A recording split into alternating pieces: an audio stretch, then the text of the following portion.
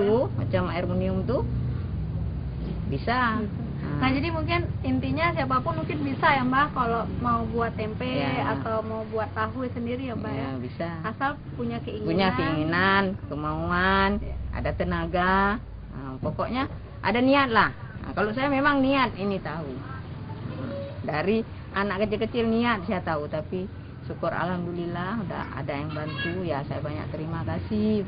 Kasih Ibu ya. Ya, sama-sama. Nah pemirsa, jika Anda ingin mengolah kacang kedelai menjadi tahu dan tempe, mungkin bisa saja asal ada kemauan dan kerja keras tentunya. Sama-sama nak ya, semoga jangan lupa ya. Waalaikumsalam. Ya pemirsa, untuk lebih mengetahui prospek pengolahan kacang kedelai, sekarang kita akan berbincang-bincang bersama konsultannya. Yuk.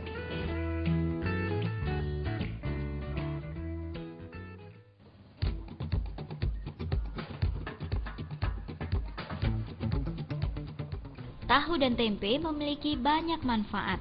Selain menurunkan kolesterol, tahu juga terbukti dapat mencegah kanker payudara.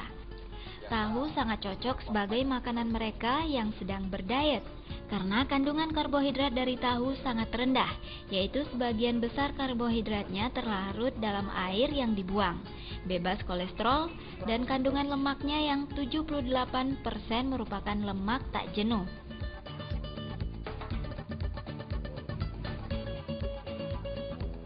Dalam sepotong tempe mengandung berbagai unsur bermanfaat seperti karbohidrat, lemak, protein, serat, vitamin, enzim, serta komponen antibakteri bermanfaat untuk kesehatan. Rasanya yang lezat serta harganya yang murah dan mudah didapatkan.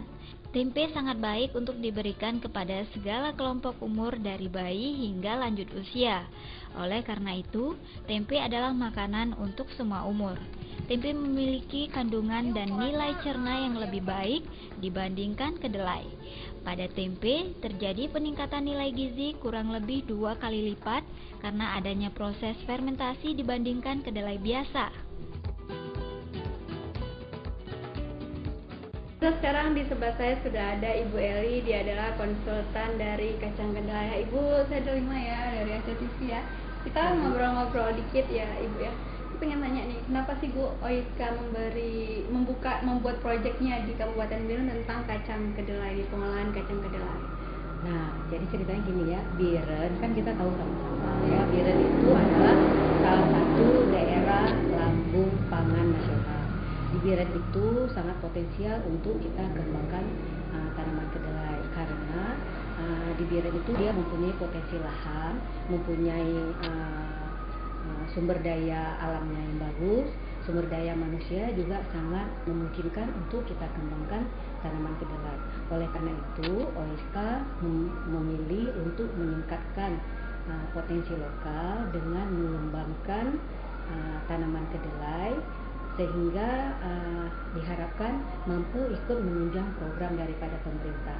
Di Biren sana ada salah satu proyek yaitu penanaman kedelai organik.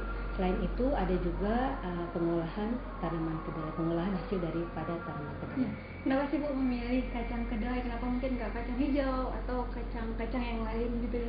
Ini balik lagi tadi yang ke Biren tadi ya, karena Biren itu potensinya itu sangat berlimpah untuk tanaman kedelai. Jadi OISKA itu memilih bahwa Biren itu cocok untuk kita kembangkan tanaman kedelai. Kemudian dipilih untuk pengembangan kedelai karena bahan lokalnya kedelainya itu nggak payah kita bawa dari jauh-jauh, dari Biren itu sudah ada. Kemudian di Biren itu juga banyak masyarakatnya yang berusaha kedelai itu kalau dijual begitu saja nilai jualnya itu lebih rendah daripada kalau kita buat dalam bentuk produk olahan. Jadi kita berusaha mengolah hasil kedelai itu dalam bentuk tahu, tempe, kerupuk tempe. Nah Bu, seberapa banyak nih investasi keseluruhan yang ada di Biren?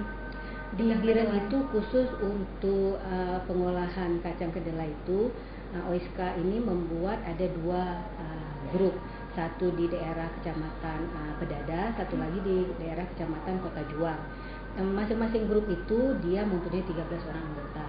Satu grup diberi bantuan dana sebesar 80 juta, jadi plus minus satu anggota itu menerima 6 juta. Jadi bantuan kelompok ya Bu, bukan bantuan perorangan? Diberi dalam bentuk kelompok. Nanti kelompok yang mengelola.